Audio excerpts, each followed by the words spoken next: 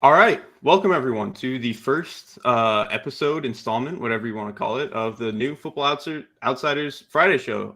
Me and Cale are going to be co-hosting a new show. We're going to be going over most weeks. We're going to be going over the film from the last week, trying to understand how certain things happened, how maybe some upsets happened, what to look forward to in future matchups, specifically looking at scheme.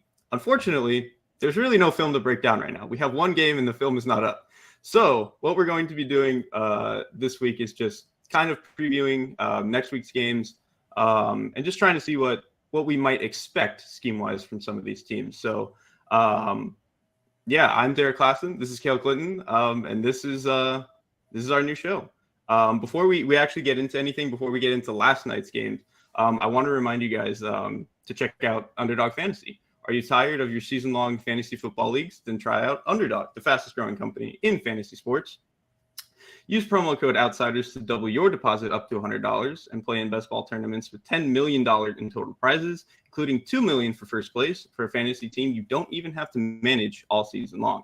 You can also check out our Pick'em product for prop betting markets, even in states where traditional sports books are not available yet.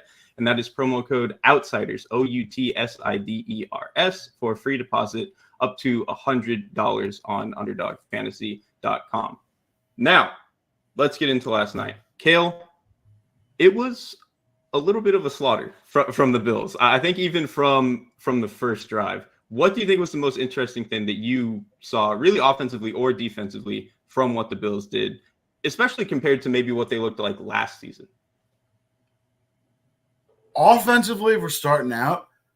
It's real, like, it boils down so simply, but it's just Josh Allen. Like, I think there was a point midway through the third where the Bills and Rams both had an average depth of target under, like, I think the Bills were around like 4.7. Like, it was bottom 20 in total average depth of target in terms of what Next Gen Stats was putting out. But it was I was so impressed with Allen's ability to just put it into really tight windows, really take that underneath stuff, something that we just really haven't seen. Like, quick developing Josh Allen, like really quick passing game is something that we haven't seen from the Bills, from this iteration of the Bills at least, ever under Josh Allen.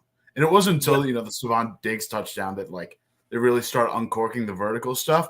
But seeing that develop for the first, 2.5 quarters was crazy, because now it's like, now they can kind of do anything. Like, that's almost what I found kind of fascinating, because like you said, both quarterbacks did not really throw the ball down the field for most of the game, especially in the early parts, really until Allen uncorked that deep touchdown, like you said. To me, at least, it kind of felt like the difference was this was the Bills really stepping into like a new era, whatever. Like, it felt like they leveled up their game. Like, they could do something that they weren't able to do last year. And the Rams weren't necessarily making them do any of that. The Bills were kind of just choosing to play this slower game. They didn't feel like they needed to hit home runs. They knew they would get one eventually, and they did, when Josh Allen finally was able to get outside of the pocket. To me, at least, on the other end, it felt like the Rams were kind of forced into taking a lot of the underneath stuff. It didn't feel like they even had the option to unlock any of the deep stuff. They didn't really have anybody who could really take the top off of the defense at all. And their running game really couldn't get going. So kind of all they had was this dink and dunk passing game. And if you look at the way that the Bills were playing them, that's all they were giving them. They were kind of daring the Rams to do something else. The Bills, despite all of the pressure, despite Jordan Phillips crushing Matt Stafford on every other snap, despite Von Miller crushing Matt Stafford on every other snap, the Bills did not blitz a single time. They played a 4-man rush the entire game. And I think on almost every snap, they also played in too high. They were playing this very safe top-down, come and beat us. And Stafford and the Rams really just had nothing for it.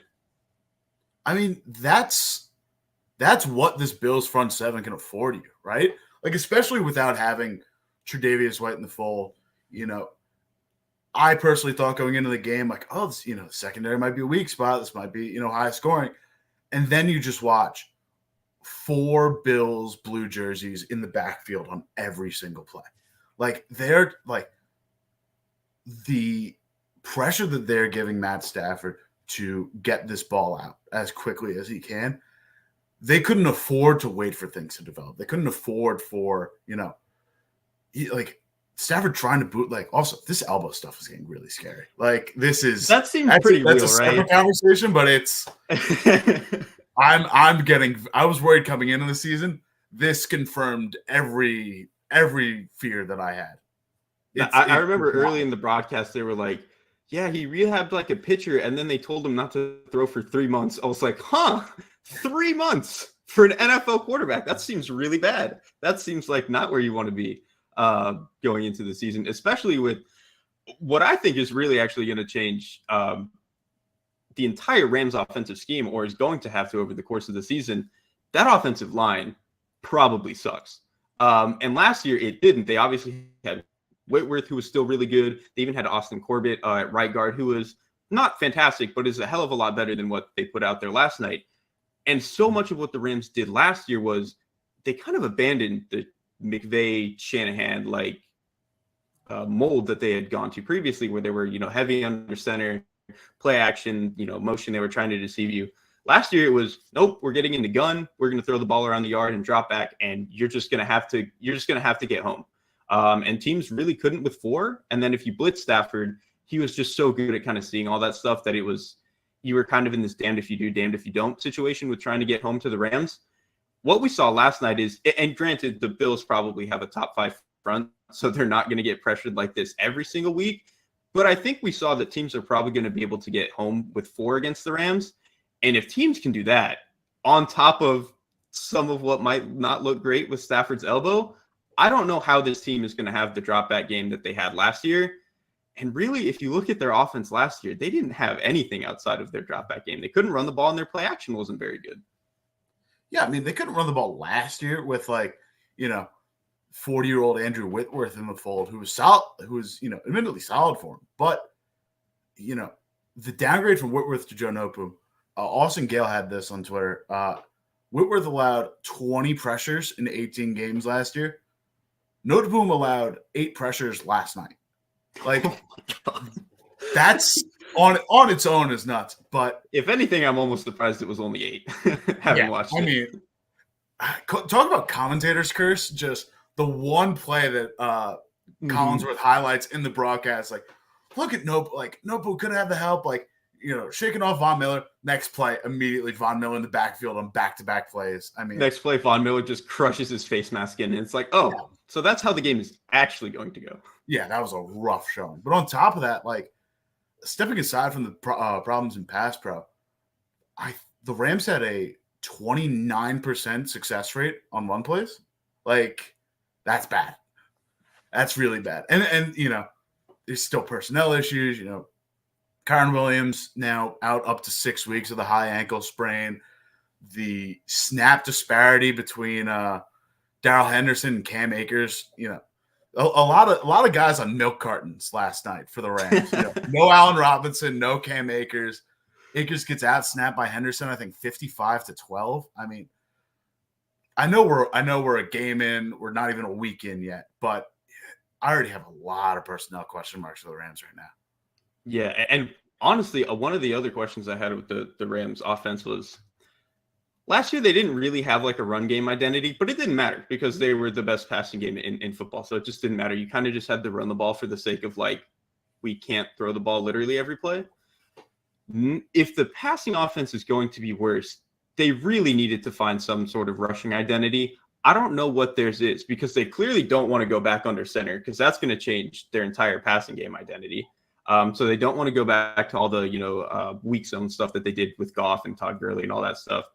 But as a gun team, they don't do anything interesting. Like last year, if you watch, Washington, for example, they would play with like a wing all the time. They would run all this like Y insert. They would run like counter. Like they would do really cool stuff with their gun run game.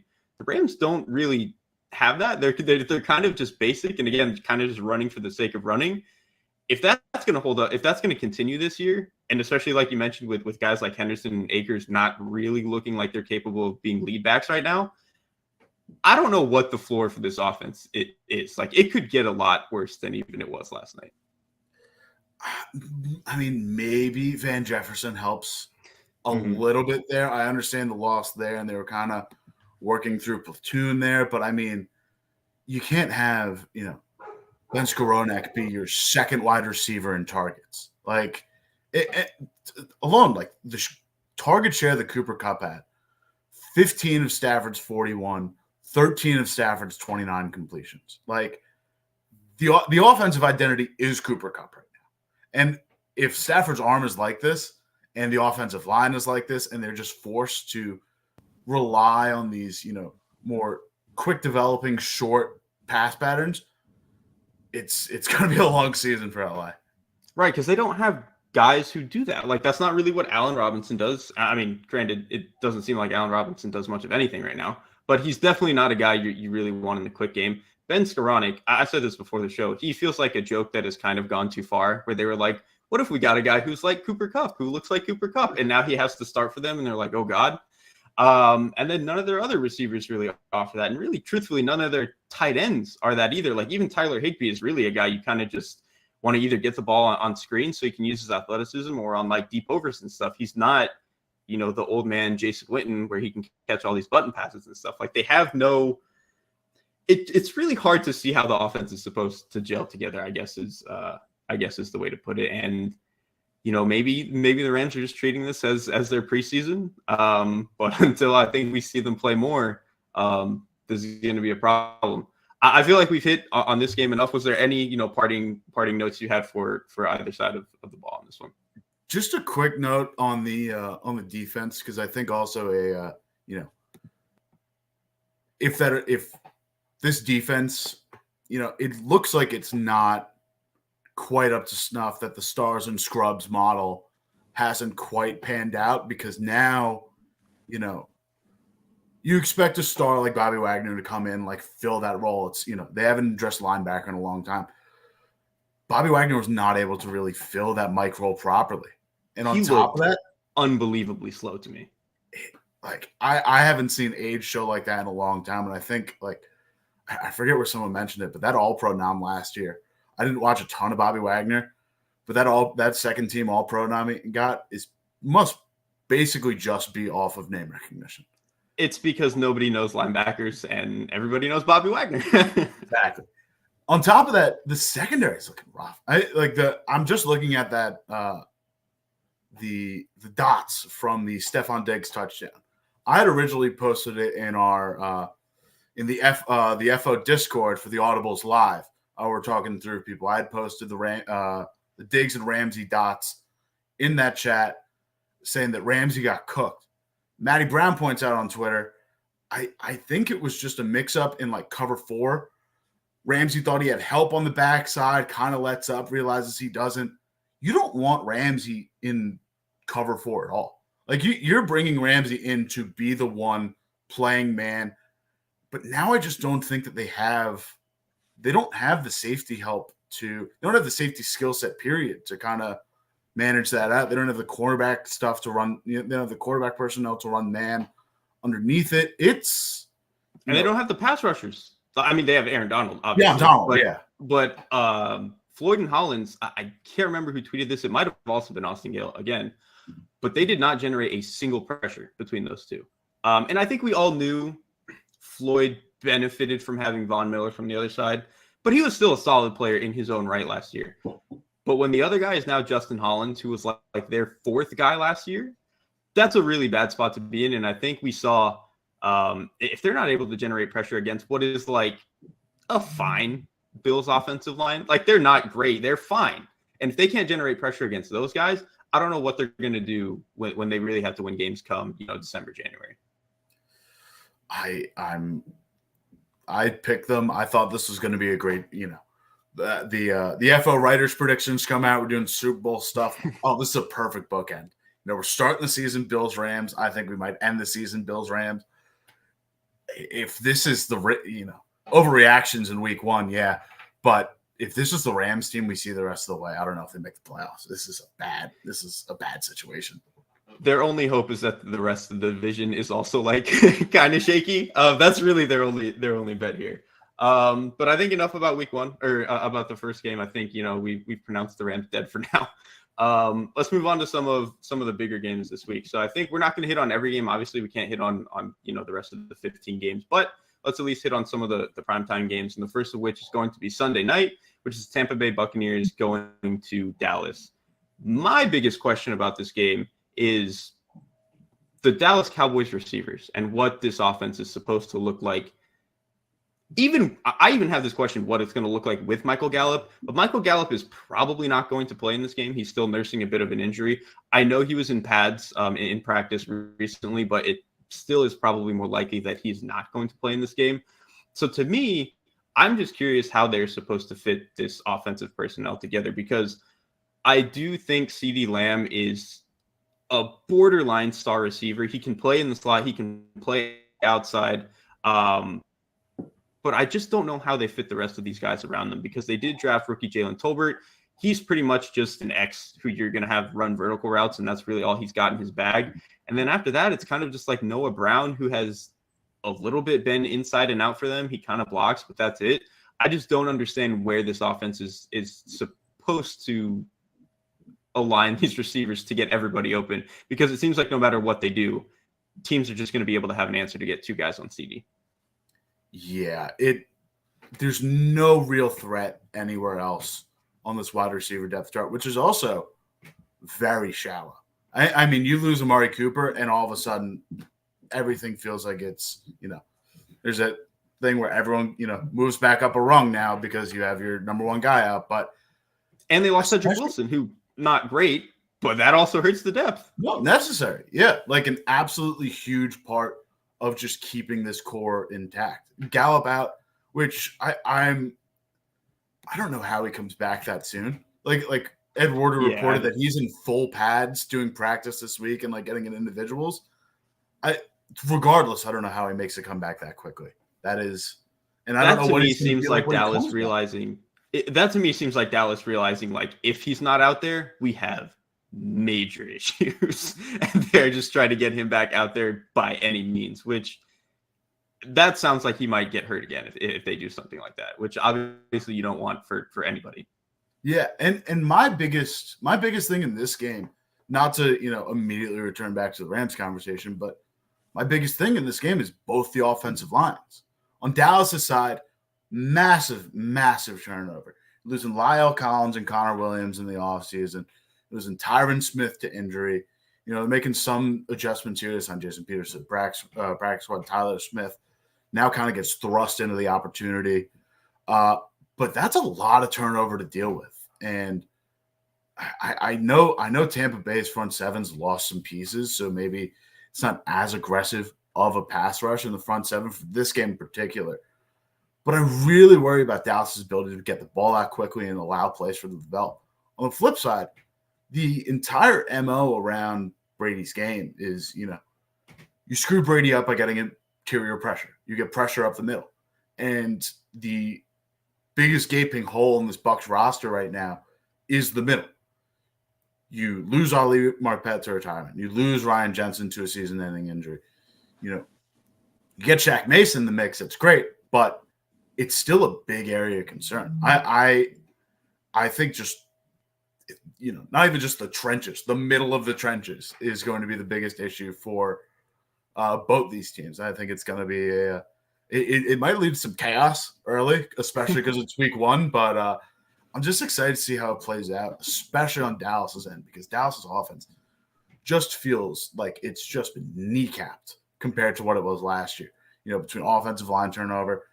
And also, if you're going to start relying more on the running backs, like, you need that level of protection. Like, Ezekiel Elliott runs, any running back does, but Ezekiel Elliott, especially, like, when he has time for things to develop and holes to open up, like, that's when he's running better.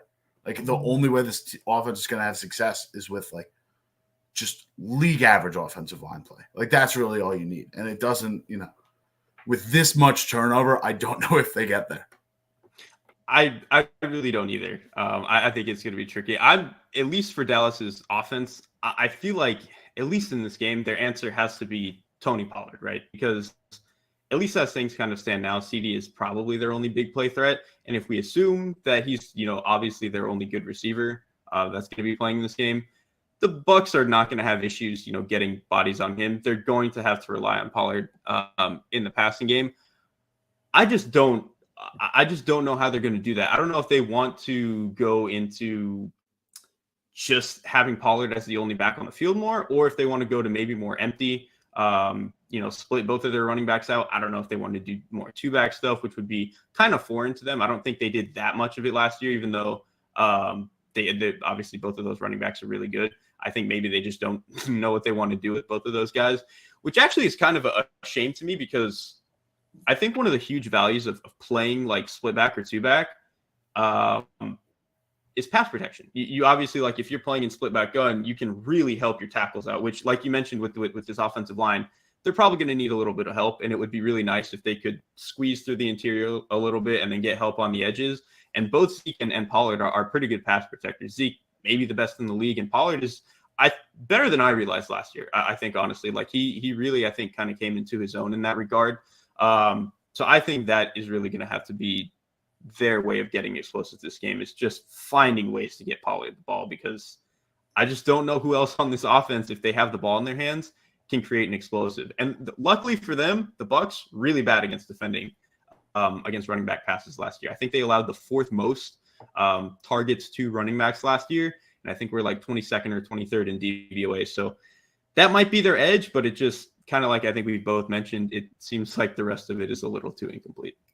Yeah. And on top of that, going back to the split back thing, one of the biggest things that does is just it makes the defense think like, all right, what is my responsibility in this? It changes up things for the defense.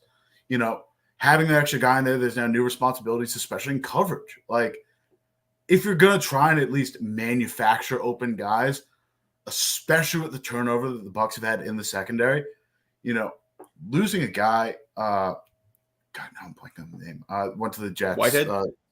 Jordan Whitehead. Losing a leader like Jordan Whitehead in the secondary, I'm excited to see how they kind of cover that up, but not cover that up, but replace him. But, a great test of that would be like, all right, now we're just running split back. Now you've got to whoever's wearing the green dot, now you've got to really assess coverages. Now you've got to really make sure everyone's there. Because if you've got as depleted of a skill position group as they have right now, and you're kind of just looking to create opportunity, that might be the best way to do it at this point. Because you're getting, CeeDee Lamb, even in double coverage, I think, has a chance to get open on his own. He's, I don't think he's in that same tier as, like, say, a Justin Jefferson in terms of the really elite young wide receivers, but he's up there. He's definitely, in that, second or third tier. But for, to get a Jalen Tolbert open, to create situations for a Noah Brown, that's how you're going to do it. You're going to have to try and find a way to, get the defense off their P's and Q's. You're going to have to just throw a little bit of a wrench in things. 100%. I kind of have some questions about the Bucs receiver core too. Granted, they have a different issue where they have too many good receivers, where I'm just curious, to kind of see how the snaps shake out for them, because obviously they have Mike Evans and Chris Godwin, who are both still fantastic players. They signed Russell Gage this offseason and also signed Julio Jones. What is most interesting to me is which of Jones or Gage they favor, because I doubt they're going to go very much 10 personnel. Nobody does it if you don't live in Arizona. It's just not how the NFL works. Bills are doing a little bit. What? I said the Bills are the Bills last night. That's true. The Bills, I guess when you have a cheat code at quarterback, that does change the math a little bit. You can get away with cheating your protection rules and numbers a little bit. Unfortunately, Brady is a cyborg in a lot of ways. He is not an athletic cyborg anymore. He doesn't really move like that. Never really did, I guess. So they're probably going to lean on I think more 11 personnel. What's interesting to me is Gage is obviously a slot receiver. I think that's what he does. He's a guy who you kind of want to get him up the seams and use him that way, which would obviously, Mike Evans is going to be an X no matter what, but that would probably push Godwin to more of an outside role, where I think Godwin is really at his best when he's in the slot, tight to the formation. You can threaten him to be a blocker, make him, block downhill on duo stuff, really make him a really interesting piece on play action, kind of like what, the Bills did on their first touchdown, I think, to Gabe Davis, where he looks like he's blocking, and then all of sudden he's 30 yards down the field for a touchdown. And so the difference is like if you put Julio on the field, I think Julio is more of a guy who they can move around a little bit, but is more of an outside player. He's not probably going to want to be inside blocking very much, which naturally would allow Godwin to play in the slot, which to me, that seems like the better way to go if Julio Jones still has juice. And I kind of still think he does because he was not bad in Tennessee last year. He just was hurt like for half the season. And so I think if they can get him healthy, that's going to be a good pairing. So I'm kind of just interested to see if they feel more comfortable with Godwin getting pushed out to the slot in favor or pushed outside in favor of Gage in the slot, or if they're just like, no, Godwin needs to be in the slot to kind of unlock our running game. Yeah, I'm honest. I'm really curious about Julio because, he wasn't terrible in Tennessee, dealing with a lot of injuries, but also anecdotally, it was oil and water with Mike Vrabel. Yeah. Like Jones just doesn't practice. And Mike and Vrabel just feels like, he is the guy that is constantly, trying to get those reps in, very football guy. Now you go down to Tampa where like Brady's missing all of training camp and it's pretty lax down there. It's Florida, but I'm curious to see what they can get out of Julio, especially in a less prominent role. Still very much getting the reps, but when it's AJ Brown then Julio Jones, you're a prime target. Now it's Evans, Godwin. You want to throw Cameron Brate in there. Maybe you want to worry about Leonard Fournette a bit. Like now you've got more pieces involved. Now you've got more things to worry about. Maybe that opens up stuff for Julio Jones. Russell Gage, I like as a player, and I think it's a good addition that they made in the offseason. That being said, I do think at this point, it's a bit more of a security blanket for Tampa Bay just because of what they went through last year. Just because, all right, that's a Super Bowl team if Godwin doesn't get hurt and the rest of the depth chart is just, Mike Evans and some Jags. Scotty Miller and I forget their rookie Tyler Johnson, who Tyler they cut now, but now exactly. It's because they have signed a bunch of other receivers and they're simply too good. Exactly. Yeah. So I think it's it's a good opportunity. It's a good placeholder for now. But even Godwin's starting to practice. The recovery time on these former career-defining injuries has been nuts to me. I can't get over it. Yeah. So, I mean, I don't know. I think the security point is a really good one with the Bucs because I think really if anybody but Evans probably goes down, they have an answer. And even then, if Julio can get back to form a little bit, he can probably just play the X, if they really need him to. So I think really no matter what, unless three of them go down, they probably have an answer. Let's move on to everyone's I think most anticipated revenge game of the season, I was going to say of the week, but actually maybe of the season, truthfully, which is the Denver Broncos and Russell Wilson going to Seattle, which actually I think it's even better that this game is in Seattle as opposed to in Denver. But I don't know. I think there's a lot of really interesting angles here. I think what's most interesting to me is Russell Wilson really doesn't like too high coverages. And granted, no quarterback does. I think we saw last year, Allen was super inconsistent against a lot of them for most of the year, kind of until down the stretch when really part of why they got better against too high coverages was the Bills offense got a lot more under center and just started changing what they were doing. And then I think we saw some of the same thing from Kansas City. We saw Mahomes having to adjust to that. And he did. Russ just didn't. And I think part of that is obviously the finger stuff, that kind of hurt him and hurt what he was able to do in the season. But Russ was really one of the least efficient quarterbacks in the NFL against too high coverages. And despite what we all believe Pete Carroll to be, the cover three god, and that he is, the Seahawks really weren't that kind of defense last year. They ran they were targeted the most on cover 2, cover 4, and cover 6 among any team in the league last year. It was more than Philly, more than the Texans, more than the Colts. All those other teams were like, oh, they run a ton of too high. It was Seattle that was actually leading that charge, which nobody really thinks that that's what they do, but it is. And so I'm just really curious to see if Russ has changed his stripes or if this is going to be something that the only way this offense is going to function is if they can run the Seahawks out of too high looks. I'm so curious what Denver's going to do. Like just the entire situation, Last year, like two of Russ's biggest demands before the trade, or before, rescinding his trade request before the actual trade, that little thing where, Russ was placated by getting Gabe Jackson for a fifth. And then also wanted Pete Carroll to get Shane Waldron in the building to run the offense. Shane Waldron brings in the Rams offense is, very reliant on very intermediate passing. And then Russ just doesn't. Russ was like, I don't want to do any of that ever. It's like, well, then why'd you hire this guy? Yeah.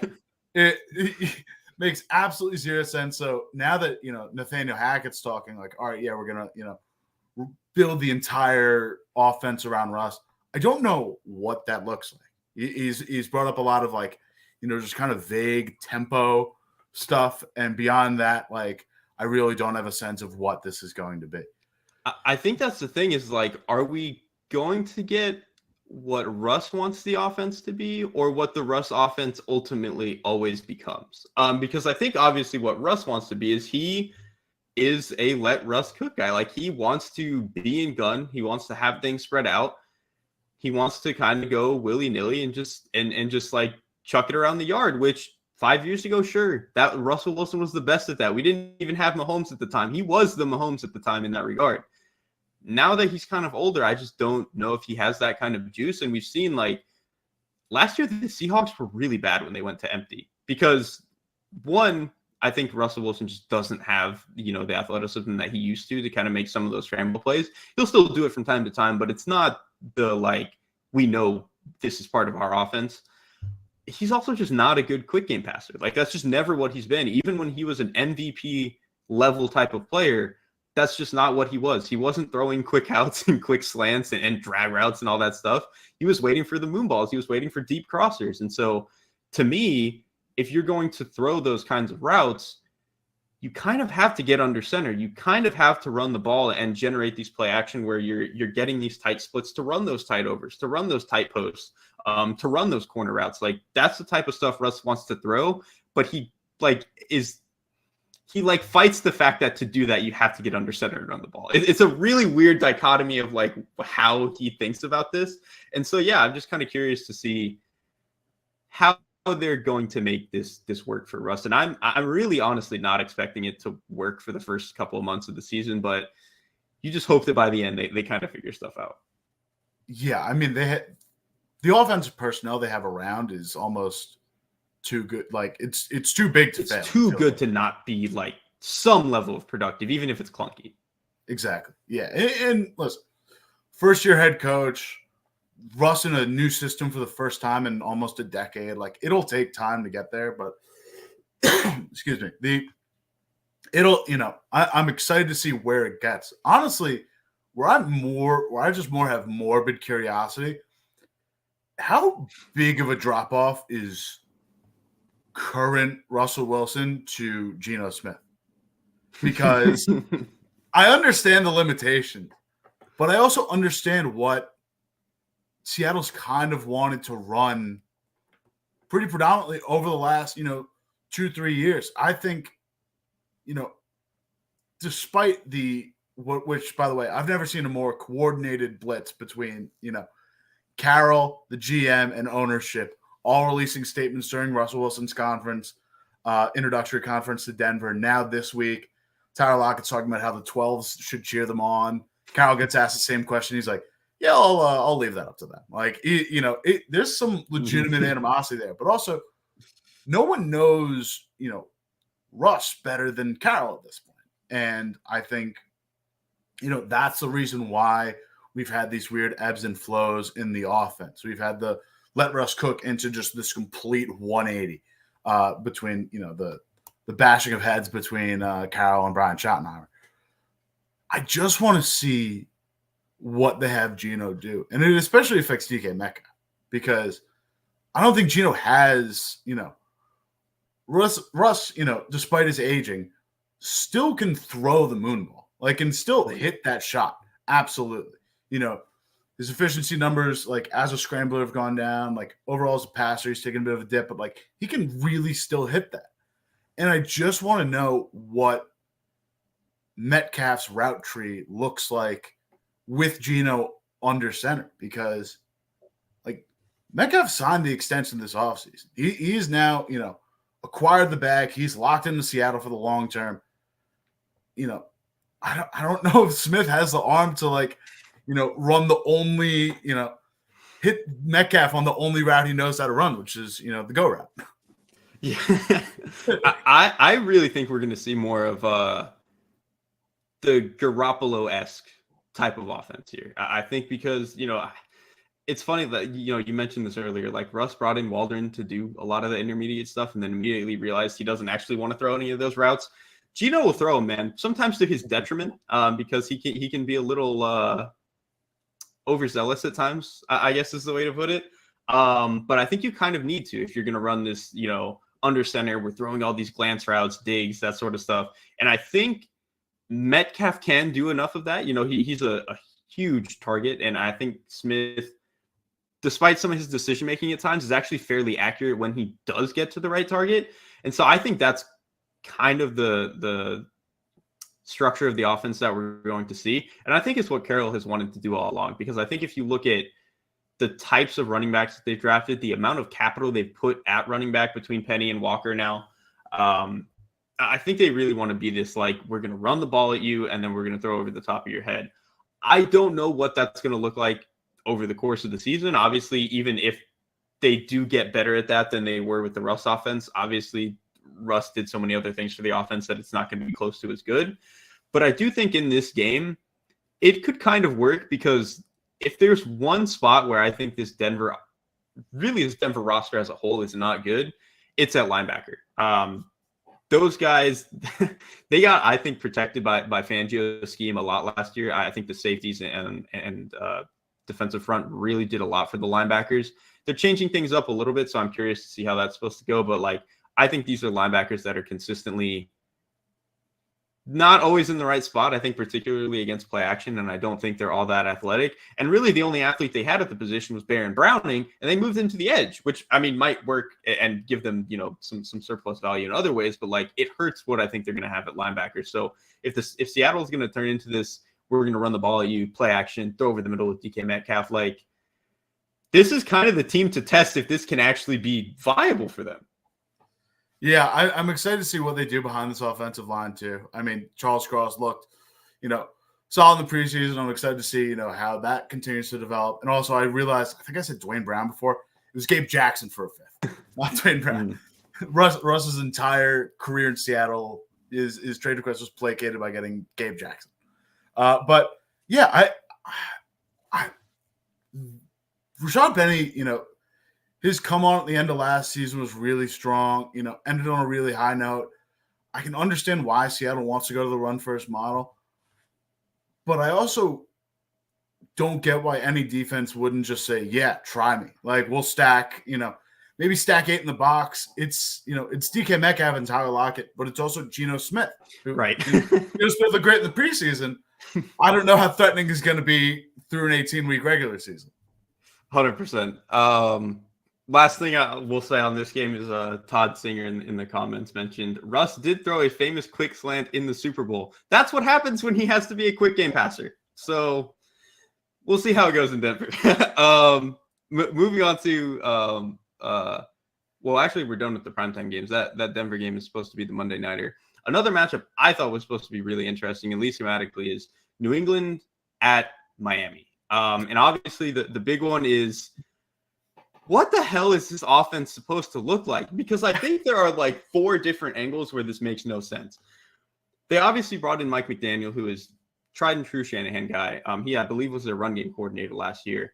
Obviously that offense, they want to run the ball. They want to do a lot of play action. They want to have big, tough receivers who can block and get yards after the catch. Well, Miami's offensive line is still very bad. So I think running the ball is going to be tricky. And while Tyreek Hill and Jalen Waddle are both phenomenal receivers, particularly after the catch, their speed is incredible. Those aren't big guys who are going to help them in the blocking game. I do think Waddle has, a little bit of that dog in him, but he's still he's like a 190-pound dude at the end of the day. This is not going to be what he does well.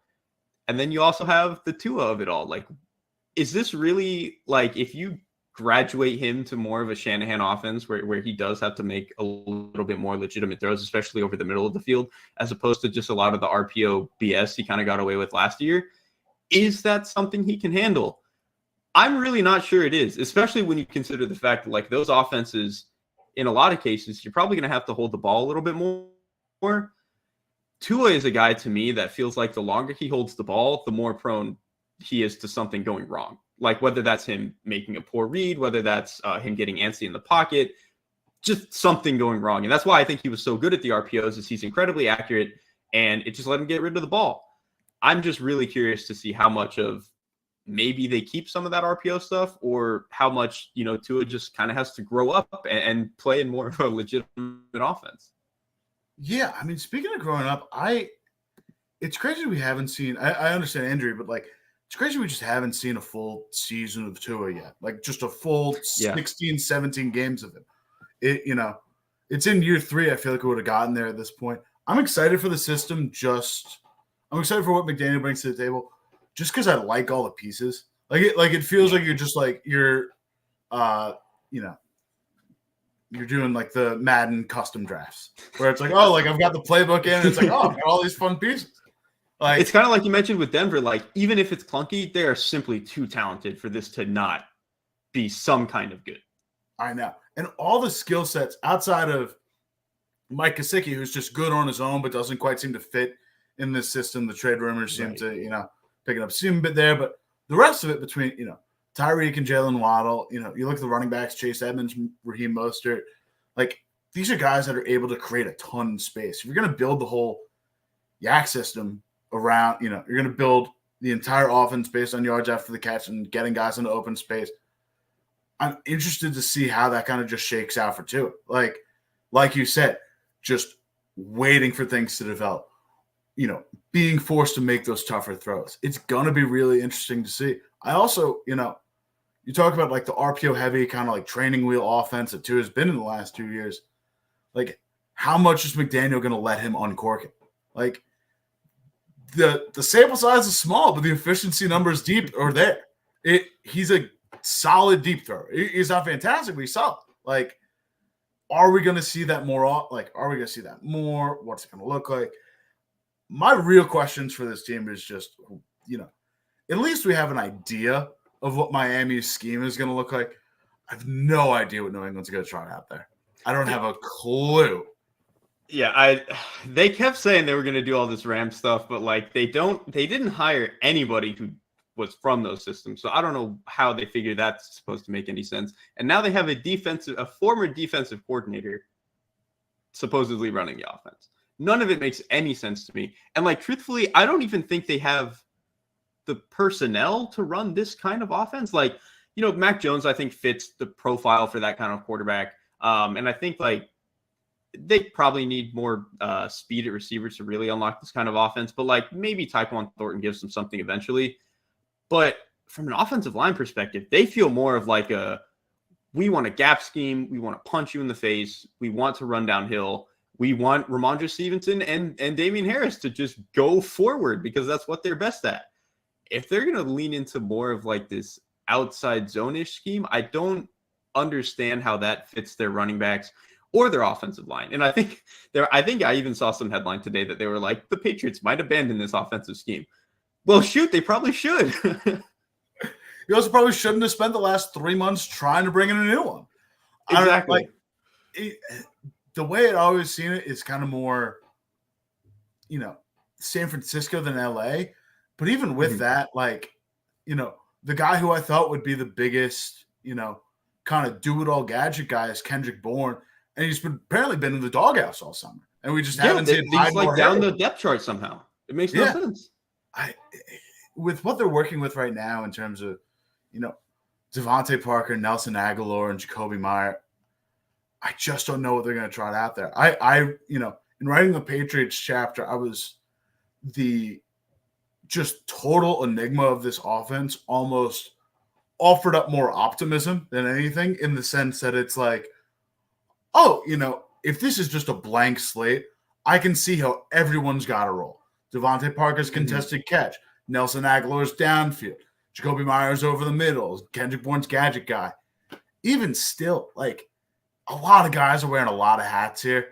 Most likely hats they probably shouldn't be wearing. Like, this is where, you start really getting like the football itch, because all we've been doing all offseason is speculating, and I'm so ready to see this team, just to have any film on them, just to have any idea of what they're going to put out on this field. It's also so confusing to me that they thought they needed to do this, because I felt like structurally their offense last year actually made so much sense for everyone involved, and it looked good at times. You could just tell that like they just didn't have the speed at receiver to really uncork the ball down the field, and I think it did take Mac Jones some time to even want to do any of that. But like, I think if we talked about the Patriots offense like before the draft, before the offseason, all we would have said was like, get speed at receiver, keep doing what you were doing, and this can be probably a good offense. They did add some speed at receiver with Tyquan Thornton, but it's like, if they're going to go to this entirely different scheme, I don't know what it's supposed to do. I guess the best you could say is like maybe they just fall back on what they did last year and try to run a McDaniels light type of system, which honestly makes way more sense to me, because like Patricia is familiar with what McDaniels had ran. Belichick is obviously extremely familiar with what McDaniels had ran. You would think it would make more sense that they could patch that offense together as opposed to an offense that they've never run before. I don't know. Like, it just doesn't really make any sense from any angle for what they're doing. But I guess, kind of like you said, there is some optimism that this is kind of a blank slate, and like at worst they could kind of just do what they did last year, and you just hope that it would be the same. And last year's offense, personnel wise wasn't, but what they actually showed on the field was like relatively varied. Like you can kind of break up the New England season kind of 3 acts, where it's like, very heavy sets early on, like a lot of power running, like a lot of involvement of the tight ends. Then they start really spreading it out midway through the season. Jacoby Myers running a ton of, deep routes alongside Nelson Aguilar. The only issue is, as you see that start to develop, Mac Jones just didn't have the arm for it. And you'd start to see either Meyer or Aguilar start curling back on these vertical routes that just eliminates all the yak opportunity, that creates these more contested catches. And it's why, if you're running that scheme, it's why the Devontae Parker pickup makes sense, because he's the contested catch guy. Like, that's kind of his whole MO. And even, Jones has been like, just from videos I've seen from camp and stuff, it's, it's not quite the Tuanon Miami clips, but it's, Jones is working on his deep ball. Like, it looks solid from, the Zapruder level vantage point we're getting of like the practice field 2 fields away. But like, the deep ball looks better. It looks like you're actually hitting receivers in stride from what you're seeing. Like, if you just hold it together, it works. Like, if you just stay here as long as you can, don't start changing for the sake of changing. Yeah, I think we're pretty much in lockstep there. The last question I had about this game is, what are the Patriots corners supposed to do? Like, obviously losing when they had J.C. Jackson, obviously, and Jonathan Jones, obviously just run a ton of man. Like, that's what those guys do. Now all they really have is Jonathan Jones as a man coverage guy, and all their other corners like Jalen Mills, Miles Bryant, like, these to me are zone players who want to play top down and come and tackle. But that's not really what Jonathan Jones wants to do. So I just don't understand like what their coverage specialty is supposed to look like. It's also entirely possible that Belichick just doesn't have one. And I think he's obviously brilliant enough to keep it varied enough that they don't have to lean on any one coverage. But I'm just really curious to like, are they maybe just going to gamble on man coverage and let Jonathan Jones, maybe follow some of the best corners? Are they going to get into more, maybe just cover 2, kind of like they did a lot against the Browns last year, where they're just kind of daring you to hit those hole shots, and then they're just going to come up and tackle on a lot of your short passes. So I'm just really curious to see what they're going to do, because I don't know. To me, I really do think they at least have the safeties to do a lot of that play top down, come and tackle type of stuff. But it's just, if that's all they're going to be able to do, I don't think they really have the front to really be able to just get away with being like that. So I think they kind of have, or are going to have to play this weird smorgasbord type of defense. Yeah, that's another really big point. Just they don't have the guys to run the man offense the man defense they've always relied on. Just because you look at, the last decade of Patriots cornerbacks at this point, you fold so seamlessly into, Darrelle Revis, into Aqib Talib, into Stephon Gilmore, into J.C. Jackson. And all now dudes who just want to punch you at the line of scrimmage, and they're just going to, exactly. Now it's, now the three best players in the secondary are all safeties, and one of them's like 35 years old. That's a great point. Actually, is that all their best guys are safeties between McCourty, Duggar, and Adrian Phillips. Yeah. The biggest thing for me, like, you start to see the transition to zone more.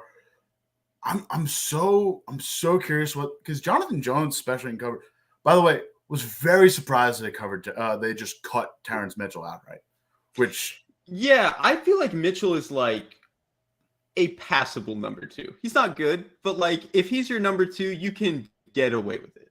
But he's a body. Like, the Patriots don't have a ton of those at corner right now. It's a bit befuddling to me. But you look at also just the personnel they bring in at linebacker, and I think that or at least off-ball linebacker, and I think that tells you a lot about what they're going to do. Lighter, rangier guy in Mac Wilson. You're not having, Dante Hightowers and Jamie Collinses who are just going to, Hightower, for what it's worth, like, absolutely lost a step, but was still an absolute force in the run game. Could still absolutely get downhill. I think Juwan Bentley, the vote he got for Patriots captain, is a big vote of confidence for me, if only because, he feels like the bridge between what was the prototypical Patriots linebacker and what they're looking to now, because he still has the body type, but he's also finished, 16th among linebackers in success rate allowed on passes, 10th in yards per pass allowed among linebackers. Like, was solid in coverage, was really solid in coverage. And I think he can, he really struggled when he was forced to take on the Mike role in 2020 when the Patriots just had that mass exodus at linebacker. We're dealing with COVID opt-outs. Took a bit of a step back last year into a secondary role. I'm now excited to see what he does going forward. But, the personnel-wise tells you that they're probably going to go more zone, which then is going to require you to generate pressure from up front. And that's another domino effect of, like, is Christian Barmore going to become like a 3-down D tackle because he, wasn't stellar against the run, but he was a good pass rusher? Who's going to take the role alongside Matthew Judon? Is it going to be Dietrich Wise? Is it going to be Josh Uche? Who's going to fill in there? The personnel questions I have for the Patriots, exist at all 3 levels of this defense.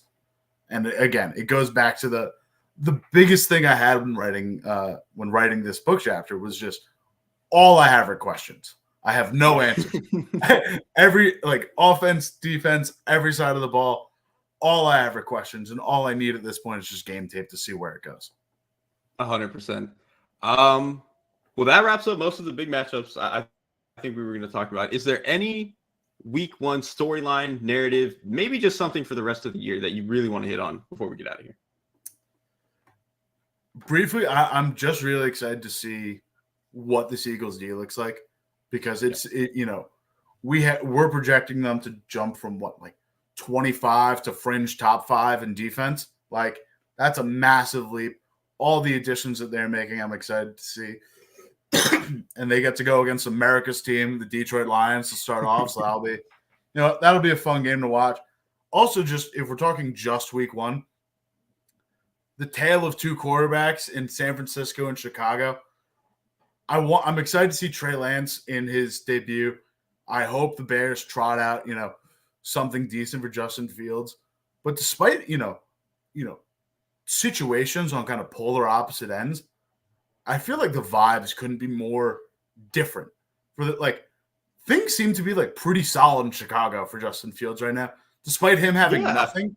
The personnel sucks, but they're like, we're gonna get through it. Okay. Yeah. And on the flip side,